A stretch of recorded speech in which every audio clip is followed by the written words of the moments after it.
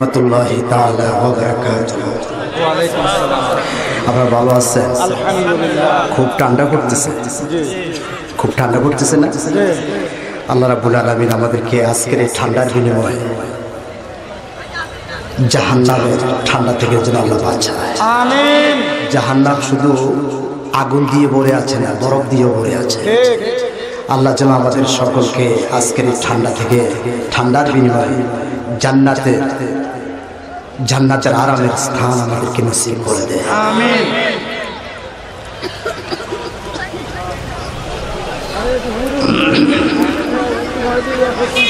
আলহামদুলিল্লাহ আলহামদুলিল্লাহ নাহমাদুহু ওয়া নাস্তাঈনুহু ওয়া নাস্তাগফিরুহু ওয়া নু'মিনু বিহি ওয়া নাতাওয়াক্কালু আলাইহি ওয়া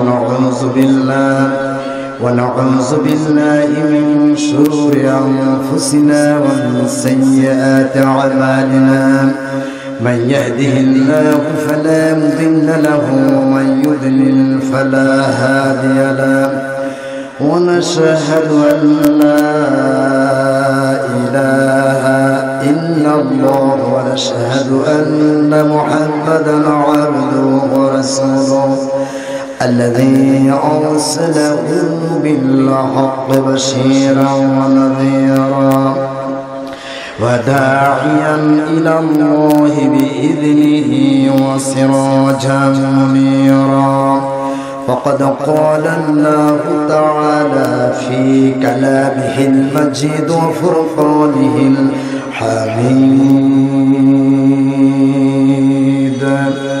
সবাই কলিজা করে আল্লাহ কোরআন তেলাওয়াত করুন।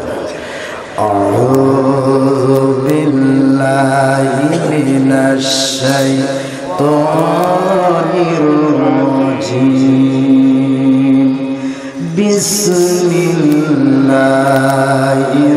রাহমানির রাহিম মা ইয়াফআলুল্লাহু বিআযাবিকুম ইন শাকারতুম ওয়া আমানতুম ওয়া কানা আল্লাহু শাকিরান আলীমা। সাদাকাল্লাহুল মাওলানা আযীম। ইন্নাল্লাহা ওয়া মালাইকাতাহু يصلون على النبي يا أيها الذين آمنوا صلوا عليه وسلموا تسليما. درود إبراهيم. اللهم صل على محمد وعلى آل محمد كما صليت على إبراهيم وعلى آل إبراهيم إنك حميد مجيد. اللهم بارك على محمد وعلى آل محمد كما باركت على إبراهيم وعلى آل إبراهيم إنك حميد مجيد. দারজো নুরানি ও হাফিজিয়া মাদ্রাসা কর্তৃক আয়োজিত আজকের এই 10তম তাফসীর ও কোরআন মাহফিলের সম্মানিত সভাপতি, আমাদের সকলের শ্রদ্ধাভাজন একান্ত প্রিয় ব্যক্তিত্ব জনাব মাস্টার মোহাম্মদ মমতাজউদ্দিন সাহেব, ফিরডিবি, ঢাকা।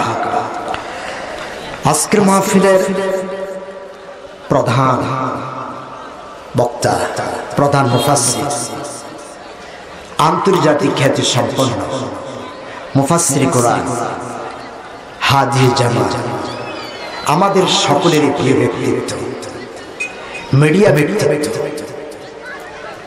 যার আকর্ষণ আজকে গোটা এলাকা আকর্ষিত। আমাদের অত্যন্ত মিডিয়া দিয়ে আমরা যাকে মিডিয়ার জগতে সবচাইতে আলোড়ন সৃষ্টি করেছেন, আমাদের অন্তর কেড়ে নিয়েছেন। আল্লাহর কোরআনের দাওয়াত মানুষের ঘরে ঘরে মিডিয়ার মাধ্যমে পৌঁছে দিয়েছেন। আমাদের আজকের প্রধান মেহমান, প্রধান মুফাসসির হযরতুল আল্লামা হযরত মাওলানা মুফতি মুহাম্মদ কাজী ইব্রাহিম সাহেব আতাল্লাহু উমরাহু ওয়া বারাকাল্লাহু ফি হায়াতি। আমিন। একটা আমিন জোরে দিতে পারলেন না? আমিন। দোয়া করুন, আমাদের আজকের প্রধান মুফাসসির আমাদের অতি নিকটে চলে আসছে। আল্লাহ যেন তাকে এই পথটাও নিরাপদে নিয়ে আসে। আমিন। আবার নিরাপদে যেন ওনার গন্তব্যস্থলে ওনাকে আল্লাহ পৌঁছিয়ে দেয়। আমিন। আজকের মাহফিলের প্রধান, আজকের মাহফিলের বিশেষ মেহমান একটু আগে যিনি আলোচনা রেখেছেন, অত্যন্ত সুন্দর আলোচনা রেখেছেন। সময়ের অত্যন্ত কম সময়ের ভিতরে তিনি অত্যন্ত গুরুত্বপূর্ণ কথা বলছেন। হযরত মাওলানা কারি মাহবুব রহমান সরকার কুমিল্লা, আল্লাহ ওনার কথার মধ্যে আমাদের সকলের জন্য হিদায়াত নসিব করেন। আল্লাহুম্মা আমিন। আজকের মাহফিলে আরো আলোচনা রেখেছেন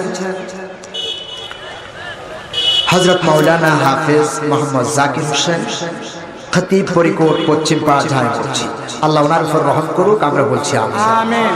আজকের মাহফিলের প্রধান অতিথি জনাব আলহাজ মোহাম্মদ আব্দুর রশিদ মজুমদার, সভাপতি ১ নং বাঙ্গড্ডা ইউনিয়ন আওয়ামী লীগ। আজকের মাহফিলের প্রধান মেহমান জনাব আলহাজ মোহাম্মদ সাইফুল ইসলাম, সাংগঠনিক সম্পাদক নাঙ্গলকোট উপজেলা আওয়ামী লীগ যুবলীগ। আজকের মাহফিলে আরো মেহমান হিসেবে যিনি আছেন প্রফেসর মোহাম্মদ পিয়ার আহমেদ, সাধারণ সম্পাদক ১ নং বাঙ্গড্ডা ইউনিয়ন আওয়ামী লীগ। আজকের মাহফিলের বিশেষ অতিথিবৃন্দ হযরত উলামায়ে কেরাম, আইম্মায়ে মাসাজিদ, দিনদার ফরজগার মুত্তাকি ভাইয়েরা, পর্দার অন্তরালে অবস্থানরত আমার শ্রদ্ধেয়া সম্মানিতা আমার মা বোনেরা, প্রাণপ্রিয় যুবক ভাইয়েরা, আসসালামু আলাইকুম ওয়া রাহমাতুল্লাহি ওয়া বারাকাতুহু। ওয়া আলাইকুমুস সালাম ওয়া রাহমাতুল্লাহি ওয়া বারাকাতুহু। আমরা প্রথমেই রবের দরবারে মাথাটা নিচু করে সেজদা অবনত হৃদয়ের আবেগ উজাড় করে কালিমাতুশ শুকর আদায় করছি, যিনি আমাদেরকে আজকের কনকনে ঠান্ডার ভিতরে করোনা নামক ভাইরাসকে আমরা এড়িয়ে আজকের কোরআন শোনার জন্য এই ময়দানে একত্রিত হতে পেরেছি। সেই জন্য রবের দরবারে মাথা নিচু করে জানাচ্ছি কালিমাতুশ শুকর, আলহামদুলিল্লাহ। অসংখ্য দরুদ ও সালাম প্রেরণ করছি বিশ্ব মানবতার মহান শিক্ষক জনাবে মুহাম্মদুর রাসূলুল্লাহ সাল্লাল্লাহু আলাইহি ওয়াসাল্লাম।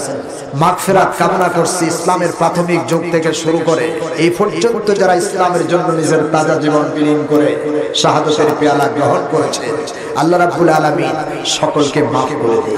আমিন। আর দোয়া করি 1952 সালে 21শে ফেব্রুয়ারি আমাদের প্রিয় ভাষা, মাতৃভাষা বাংলা ভাষার জন্য যারা অকাতরে জীবন দিয়েছেন ঈমানের সাথে, আল্লাহ রাব্বুল আলামিন তাদেরকে মাফ করে দেন।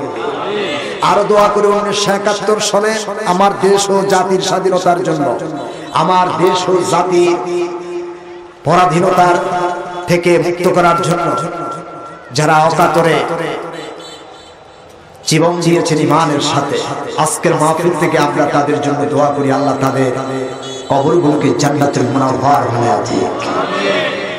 সাথে সাথে দোয়া করি এই স্বাধীন দেশে স্বাধীনভাবে আমরা কোরআনুল কারীমের কথা যেন কিয়ামত পর্যন্ত বলতে পারি, আল্লাহ সুযোগ দান করুক, আমরা বলি আমিন। আজকে আমরা এই জায়গায় জড়ো হচ্ছি, আজকে আমরা যার আকর্ষণে আকর্ষিত, তিনি আমরা মিডিয়া ওনাকে সবচেয়ে বেশি দেখি, সরাসরি অনেকের দেখা নসিব হয়, ঠিক না? আজকে সরাসরি দেখব, সরাসরি দেখার তৌফিক আল্লাহ দান। শুধু দেখবো না, ওনার জবান থেকে এমন এক কিতাবের কথা শুনবো যেটা আকাশ ও জমিন মাঝখানে, এর থেকে বড় কিতাব, শব্দমুক্ত কিতাব আর নাই। তার নাম কি? আল কোরআন। আমরা কোরআনের কথা শুনি।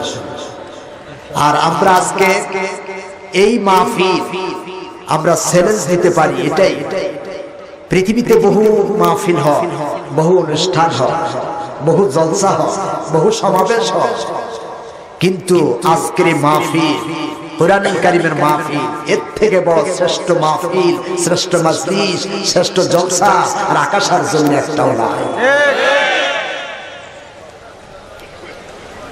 আজকের এই জমি শুধু ফসলি জমিন নয়, আজকের ফ্যান্ডেলের ভিতরে তাম জায়গাটা সবটা জান্নাতের টুকরা। এই জান্নাতের টুকরার ভিতরে ঢুকলে পরে আজকের গুনাহ মাফ হয়ে যাবে।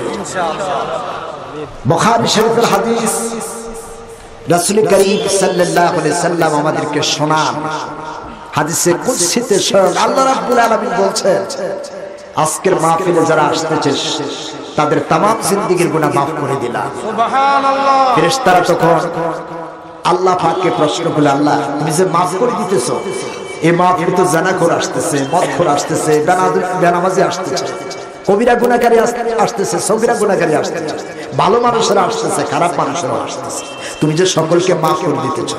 তখন আল্লাহ রাব্বুল আলামিন বলেন, শুধুমাত্র কেবলমাত্র আজকের এই কোরআনুল কারীমের মাহফিলের বরকতে আমি আমার বান্দাদের তামাম জিন্দেগীর গুনাহ মাফ করে দিলাম। আমাদের গুনাহ আজকে মাফ হয়ে যাবে ইনশাআল্লাহ। আমরা নিয়ত করে বসবো তো।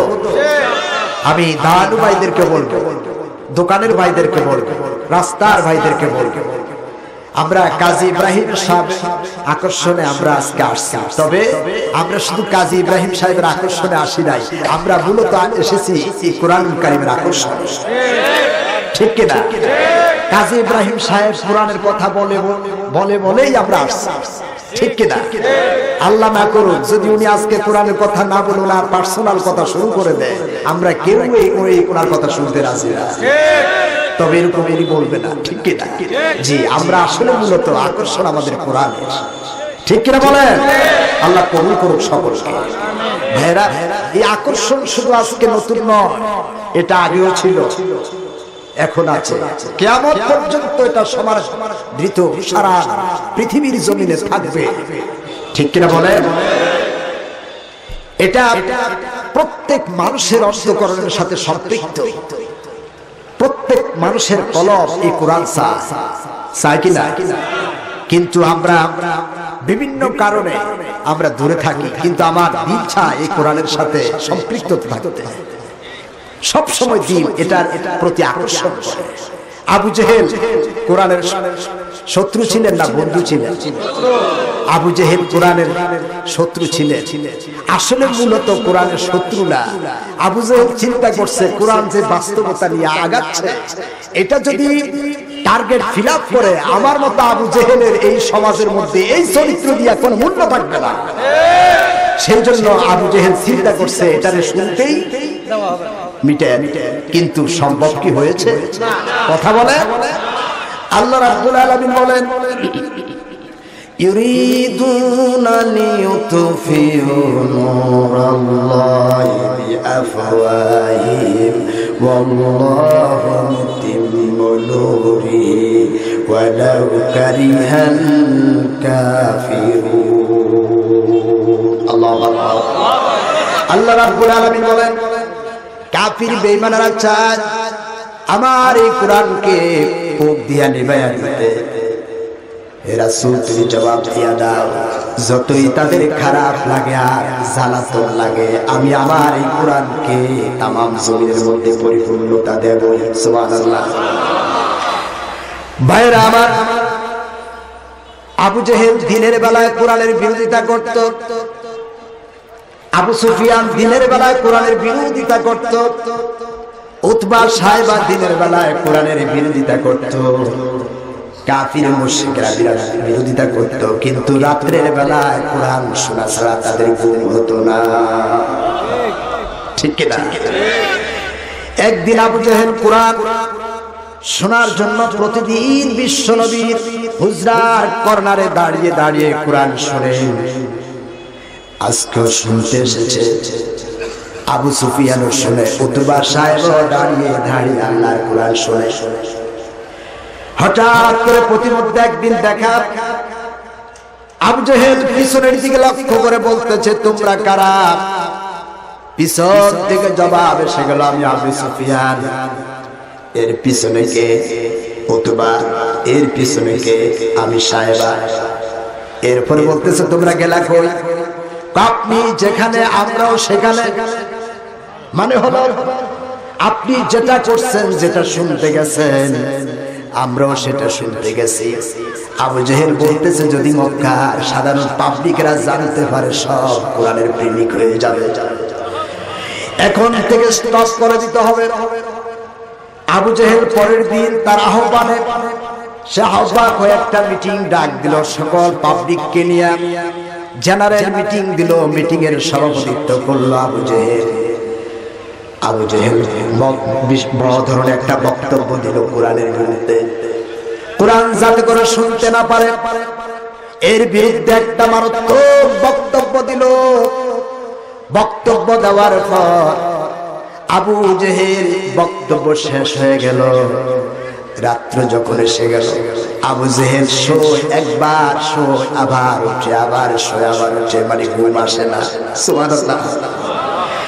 আবু জেহেল এখন চিন্তা করে, কোরআন শোনাবে দিতে তো ঘুম আসবে না।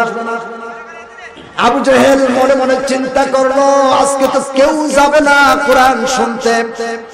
আমি আবু জেহেল চলে যাই, আমি এক কর্নারে দাঁড়িয়ে দাঁড়িয়ে চুপে সারে কোরআন শুনবো, আর কেউ টের পাবে না। আজকে তো কেউ যাবে না, সে তো সবাই স্বাক্ষর দিয়েছে, আর যাবে না। আবু সুফিয়ান একই মন্তব্য, উতবা সাহেব একই মন্তব্য। আগের মতো আবার 4 জন কোরআন শুনতে হাজির। সুবহানাল্লাহ। এরপরে যখন বিদায় নিতে যাচ্ছেন, কোরআন শুনে যখন বাসায় ফিরতেছে, আবার আবু জেহেল আগে, পিছনে আবু সুফিয়ান, এর পিছনে উতবা সাহেব। আবু জেহেল আবার ডাক দিয়ে বলতেছে, তোমরা কারা? আমি আবু সুফিয়ান। পিছনে কে? আমি উতবা, আমি সাহেবা। বলতেছে, তোমরা গেছো কই? আপনি গেছেন কোথায়? আমি তো যে জায়গায় গেছি আমি তো বুঝতে পারি নাই, চলে গেলাম। তোমরা গেলা কেন? ঠিক আছে, আপনি বুঝতে পারেন নাই, নেতা হয়ে আমরা বুঝি কেমন পাবলিক হয়ে। সুবহানাল্লাহ। এবার আবু জেহেল বলতেছে, ও আবু সুফিয়ান, শুনে রাখো, আব্দুল্লাহ ছেলে মুহাম্মাদের উপর যে কোরআন নাযিল হয়ে যায়, এটা শোনা ব্যতীত আমার রাত্রে ঘুম হয় না। কি যন্ত্র আর কি মন্ত্র! সুবহানাল্লাহ। আমার মনটা চায় কোরআন শুনি। যেদিন রাত্রে কোরআন শুনবো না, ওই রাত্রে আমার ঘুম হয় না। সুবহানাল্লাহ। আবু সুফিয়ান একই মন্তব্য, আবু উতবা সাহেবের একই মন্তব্য। সেই কোরআনের প্রেমিক আমরা, আমাদের কলিজার সাথে আল্লাহর কোরআনের সম্পর্ক আছে, আছে কিনা? তবে ভালোবাসলে মজা লাগলে হিদায়াত হয় না। আবু জেহেলের মজা লাগছে, ঠিক কিনা? কিন্তু হিদায়াত নসিব হয় না। আমরা কোরআন শুনে শুনবো না, জীবনে আমল করব। রাজি আছেন মুসলমান? আল্লাহ তৌফিক দান। আমিন। আসে সে কোরআন কারীম থেকে আজকে একটু কথা বলবো। সময় অত্যন্ত কম, আমাদের প্রধান মুফাসসির চলে আসছে প্রায়, আমাকে উঠে যেতে হবে। এটা আমরা গতানুগতিতে অন্যান্য মাহফিলের মতো আমরা হিসাব করি না। যেহেতু কাজী ইব্রাহিম সাহেবের আজকে যে শ্রোতা এসেছে, উনাকে ছাড়া কাউকে ভালো লাগবে না, এটা আমি জানি। আমি বসে থাকা মানে হলো আপনাদের বিরক্তির কারণ। তবে আপনারা একটু চুপ করে, আমিও চেষ্টা করবো কোরআন থেকে কথা বলার জন্য। আমি আমার নিজের কথা বলবো না। যদি আমার নিজের কথা বলি আপনারা উঠে যাবেন, কাজী ইব্রাহিম সাহেব আসলে আবার বসবেন, আমার আপত্তি নাই। কিন্তু কোরআনের কথা শুনলে বললে আপনারা শুনতে বাধ্য, বাধ্য সবাই। আল্লাহ রাব্বুল আলামিন বলছেন, ওয়া ইযা কুরিয়াল কুরআনু ফাসতামিউ লাহু ওয়ানসিতু লাআল্লাকুম তুরহামুন। যখন তোমাদের নিকট আল্লাহ পাকের কোরআন তেলাওয়াত শুরু হয়ে যায়, আলোচনা শুরু হয়ে যায়, তখন দিনের কান দিয়া চুপ করে কোরআন শোনো, তাহলে হয়তোবা হতে পারে তোমার উপর আল্লাহর রহমত নাযিল হবে। আলহামদুলিল্লাহ। যদি আমরা কোরআন শুনতে না পারি, কোরআন যদি মনোযোগ না দেই, কোরআন শুনতেই যদি আমরা বেয়াদবি করে ফেলি, আল্লাহ পাক বলতেছেন ওয়া মান আ'রাদা আন যিকরি ফাইন্না লাহু মাঈশাতান দানকা ওয়া নাহশুরুহু ইয়াওমাল কিয়ামাতি আ'মা। আল্লাহ রাব্বুল আলামিন বলেন, যারা আমার জিকির থেকে দূরে সরে গেল, মানে আমার কোরআন যারা শোনে না, কোরআন যারা বুঝতে চায় না, যারা মনোযোগ দিয়া কোরআন শুনতে চায় না, ওই সমস্ত লোকদের ব্যাপারে বলা হয়েছে আল্লাহ রাব্বুল আলামিন তাদেরকে দুনিয়ার ভিতরে অভাবী বানায়া দিবে। নাউজুবিল্লাহ।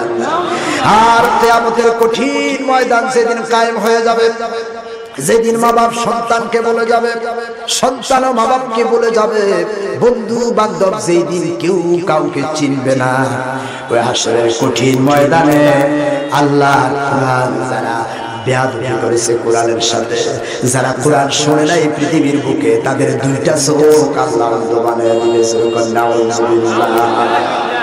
তখন অন্ধ মানুষগুলি হাসরের ময়দানে বলবে, ক্বালা বিমা হাশারতানি আ'মা ওয়াকাদ কুনতু বাসীরা। আয় আল্লাহ তাআলা, আমি তো চক্ষুষ্মান ছিলাম, আমার চক্ষুটা গেল কই? আল্লাহ রাব্বুল আলামিন বলবে, বান্দা তুই না দুনিয়ার ভিতরে আমার কোরআন ভুলে গেছস, আমাকে ভুলে গেছস, সেই জন্য আজকের কিয়ামতের দিন আমি আল্লাহ তোরে ভুলে গেছি। আল্লাহ তুমি আমাদের সকলকে কোরআনের প্রেমিক বানায়া দাও। জোরে জোরে আমিন বলেন।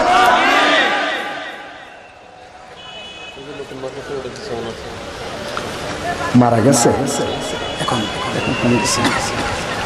ঠিক আছে, আমরা দোয়া করব আর কি। নশরতপুর ওহিদ আর্মির আব্বা আব্দুল মালিক কিছুক্ষণ আগে ইন্তেকাল করেছে, আমরা দোয়া করব আল্লাহ ওনার জীবনের সমস্ত গুনাহগুলি আল্লাহ মাফ করে দিন, ওনার জীবনের সমস্ত নেক আমল আল্লাহ বরকত দিয়া কবুল করুন।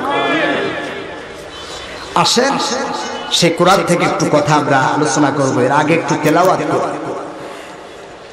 أعوذ بالله من الشيطان الرجيم بسم الله الرحمن الرحيم আল্লাহ তাআলা নিকট মরদুদ শয়তান থেকে আশ্রয় প্রার্থনা করছি। পরম করুণাময় আল্লাহ তাআলা নামে শুরু করিতেছি।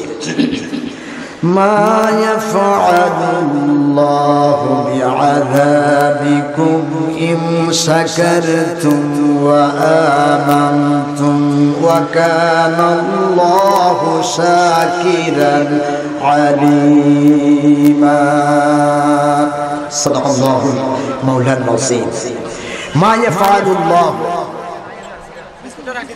আল্লাহ পাকের আযাব দেওয়ার দরকারটা কি? তোমাদেরকে আল্লাহ আযাব দেওয়ার কোনো প্রয়োজন কি, দরকার কি? আমার আল্লাহ আমাদের উপর আযাব দেওয়ার কোনো দরকার আছে? কথা বলেন, কোনো প্রয়োজন আছে? আমার আল্লাহ যদি আযাব দেওয়ার দরকারে থাকতো, তাহলে আল্লাহ আমাদেরকে দুনিয়ার ফাটাবার দরকারটা কি ছিল তাদের করে? মানে হলো আল্লাহ আমাদের উপর আযাব দিতে চান না। কথা বুঝতেছেন আপনারা?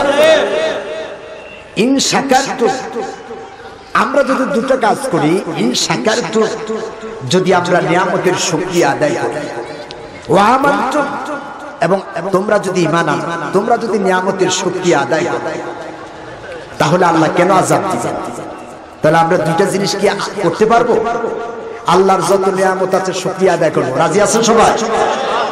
আর ঈমান আনবো সহি শুদ্ধভাবে, সঠিকভাবে ঈমান আনবো।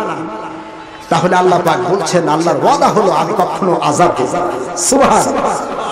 ওয়া কানা আল্লাহু শাকিরান আলিমা। আল্লাহ পাক হলেন নিয়ামতের সবচেয়ে বড় পুরস্কার দাতা, ঠিক কি না? আলিমা, আল্লাহ হলেন সবচেয়ে বড় জানলেওয়ালা। এই হলো শাব্দিক অর্থ। এবার আমরা এর ব্যাখ্যার দিকে চলে যাব। আল্লাহ আমাদেরকে তৌফিক দান, শোনার মতো বিবেক দান করুন। ভাইরা আমার, আমরা সারা দুনিয়ার মানুষ গজবের মধ্যে পড়ে আছি। আমরা গুনাহ করি এখন ডিজিটাল হালাতে, আল্লাহ পাক গজব ফাটাইছে ডিজিটাল হালাতে, ঠিক কি না? গুনাহ করি পৃথিবীর কেউ দেখে না, কেউ জানে না, কেউ বুঝে না, রোমের ভিতরে বসে বসে আমরা গুনার কাজ করি, জেনা করি, ব্যভিচার করি, অত্যাচার করি, জুলুম করি। আল্লাহ পাক বলতেছে বান্দা পৃথিবীর কেউ টের পায় না, আল্লাহও মনে টের পায়। গুনাহ করে আল্লাহ দেখে। আল্লাহ রাব্বুল আলামিন বলে বান্দা গজব একটা এমন দিতেছি কেউ কারো গজবের খবর রাখে না, তুমি নিজেও জানো না যে তোমার উপর এই গজব পড়ে গেছে, ঠিক কি না? করোনা নামক ভাইরাস, করোনা কিরকম আপনারা কি দেখছিলেন? কখন কি দেখছিলেন?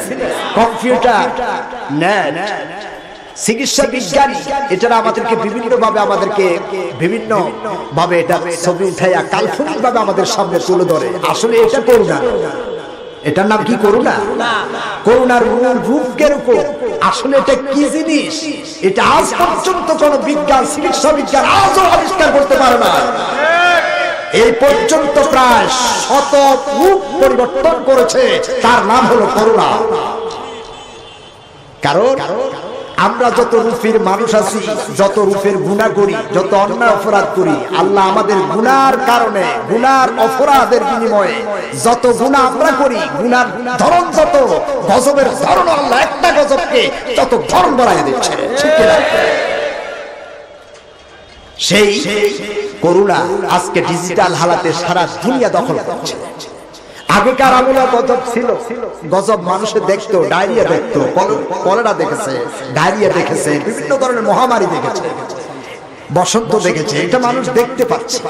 কিন্তু আজকে এমন এক করোনা ভাইরাস হয়েছে, এটা এমন এক ভাইরাস, এটা শুধু বাংলাদেশে নয়, এটা শুধু ভারতে নয়, এটা শুধু ইংল্যান্ডে নয়, এটা শুধু ইতালিতে নয়, এটা শুধু জাপান আর চীনে নয়, এটা এক কথায় বলবো এটা সারা দুনিয়া একযোগে ধরছে, ঠিক কিনা? আমাদের পৃথিবী, সারা দুনিয়াটা এখন কিন্তু একটা পল্লী, একটা গ্রাম, ঠিক কিনা বলেন? আজকের নেট বাংলাদেশে বসে আপনি সারা দুনিয়া দেখতে পান কিনা? আমরা গুনাহ করি, এখানে বসে আমেরিকার মেয়ের সাথে প্রেম করে, আমেরিকার মেয়ের সাথে লাইন করে, ইংল্যান্ডের মেয়ের সাথে লাইন করে, ঠিক কিনা বলে? বাংলাদেশের এক রুমে বসে বসে করে। আল্লাহ রাব্বুল আলামিন বলে বান্দা আমেরিকার গজব তোমার ঘরে, তোমার গজব আমেরিকার ঘরে। তুমি যেমন দ্রুত গুনার কাজ করো, আমার দ্রুত এর থেকে আরো বেশি দ্রুত আমার গজব চলছে। এটাকে মিটাবার মতো পৃথিবীতে কি কোনো শক্তি আছে? আজও বের হয়েছে? কিয়ামত পর্যন্ত চেষ্টা করলো সম্ভব নয় যদি আল্লাহ রক্ষা না করে, ঠিক না বলেন? আল্লাহ রাব্বুল আলামিন কুরআনুল কারীমের ভিতরে বলছেন কুল হুয়াল কাদিরু আলা আইয়াবআসা আলাইকুম আযাবাম মিন ফাওকিকুম আও মিন তাহতি আরজুলিকুম আও ইয়ালবিসাকুম শিয়াআ ওয়া ইউযীকা বা'দাকুম বা'সা বা'দ। জোরে বলেন সুবহানাল্লাহ। আল্লাহ রাব্বুল আলামিন বলেন হে নবী আপনি বলুন তিনি সর্বশক্তিমান কে? তিনি জোরে বলেন, আরো জোরে বলেন। আল্লাহ রাব্বুল আলামিন সর্বশক্তিমান। আন্নাল কুওয়াতা লিল্লাহি জামিআ, সমস্ত ক্ষমতা উৎস, সমস্ত ক্ষমতার মালিক কে? আল্লাহ রাব্বুল আলামিন বলেন তিনি সমস্ত ক্ষমতার মালিক। আলা ইয়াবআসা আলাইকুম আযাবাম মিন ফাওকিকুম, আল্লাহ রাব্বুল আলামিন সেই শক্তিধর। আল্লাহ রাব্বুল আলামিন আকাশ থেকে আসমানে গজব নাযিল করেন, তিনি কে?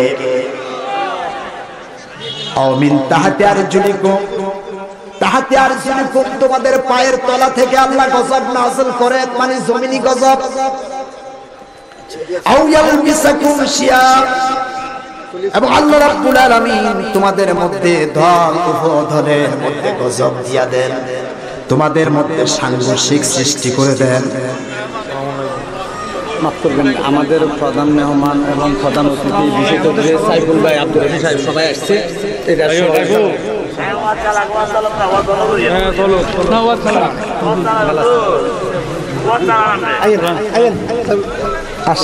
স্টেজ চলে আসে, আপনি স্টেজে আসলে তো বাস হবে। আসেন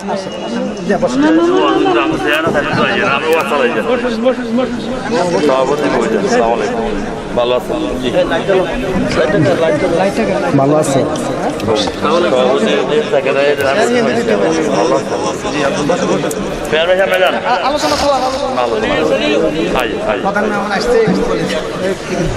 আমাদের আজকের মাহফিলের প্রধান মেহমান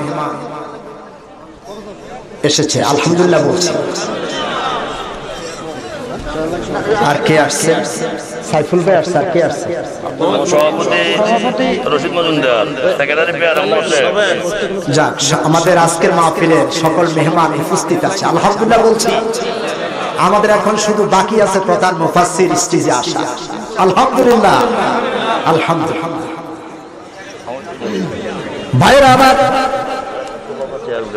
আল্লাহ রাব্বুল আলামিন কোরআনুল কারীমের ভিতরে বলছেন, আল্লাহ পাক কোন জাতিকে শাস্তি দেন না, কোন জাতিকে আযাব দেন না যতক্ষণ কোন রাসূল না পাঠান। মানে হলো পৃথিবীতে আযাব দেওয়ার আগে আল্লাহ পাক পৃথিবীর বুকে নবী রাসূল পাঠায় সতর্ক করেন।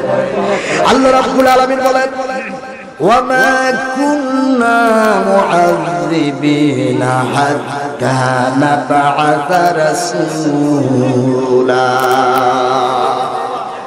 আমার আল্লাহ পাক বলছে, আমি আযাব দেই না, আমি গজব দেই না যে পর্যন্ত আমার রাসূল দিয়া আমি পৃথিবীতে মানুষকে সতর্ক না করি, সে পর্যন্ত আমি কোনো গজব দেই না। ভাইরা আমার, আল্লাহর দায়িত্ব হলো মুমিনদেরকে সাহায্য করা। কারে? আপনারা কি কথা বুঝতেছেন? আল্লাহ পাকের দায়িত্ব হলো আল্লাহ রাব্বুল আলামিন মুমিনদেরকে সাহায্য করবেন। মুমিনেরা এই পৃথিবীতে আল্লাহ পাকের প্রিয় বান্দা। আল্লাহ পাক ওই প্রিয় বান্দাগুলিকে আল্লাহ রাব্বুল আলামিন সাহায্য করবেন। আল্লাহ পাকের ওয়াদা হলো, فانتقمنا من الذين أجرموا وكان حقا عليهم। এক নাম্বার কি? দুই হাতে বাঁধা, দুই নাম্বার হলো জবান দিয়ে বাঁধা, তিন নাম্বার হলো অন্তরে ঘৃণা করা। এই তিন স্টেজের কোনটা যদি আমাদের মধ্যে না থাকে, আমার রাসূল বলেছেন ঈমানদার বলে দাবি করার কোনো ক্ষমতা তার নাই। আল্লাহ, তুমি আমাদের সকলকে ঈমানের একটা কোয়ালিটি দিয়ে হলো রেখে দিও। সুরকান আমিন। আরো জোরে বলেন আমিন। ভাইরা আমার, অন্য হাদিসে এসেছে রাসূল করিম সাল্লাল্লাহু আলাইহি সাল্লাম বলেছেন,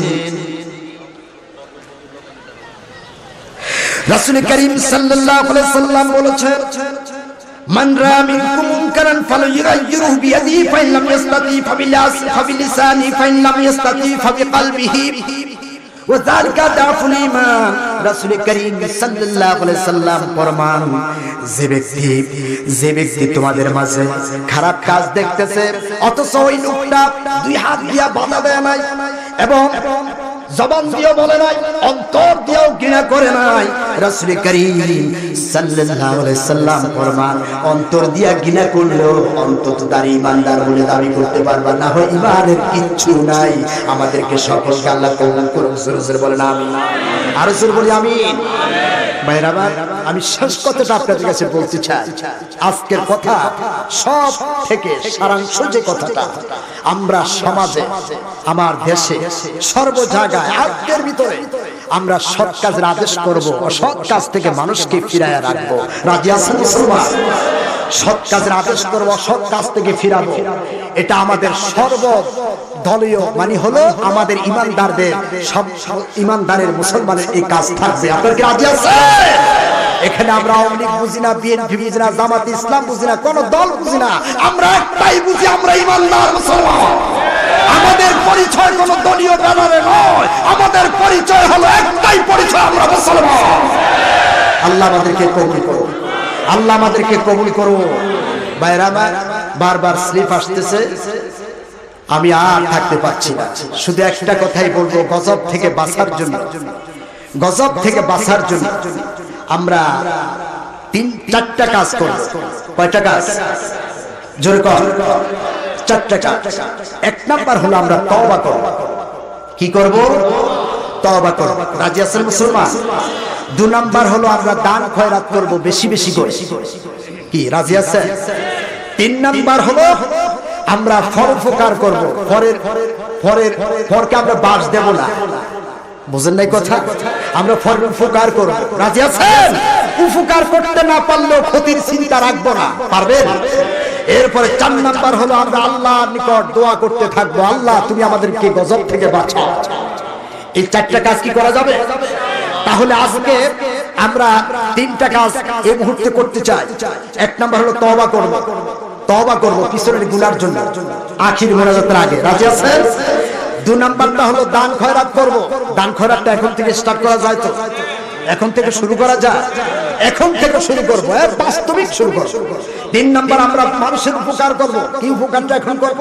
যখন মাহফিল থেকে যাব, ঠেলা ঠেলি না দিয়ে একজনকে আরেকজনের ফক করে দেব, অগ্রাধিকার দিয়ে দেব। রাজি আছেন? গাড়িতে উঠাইয়া দেব, কেউ যদি বুড়া হয় তারা ধরে ধরে পথ দেখাইয়া দেব। এই উপকারটা আমরা আজকে থেকে শুরু করে দিই। পারবো?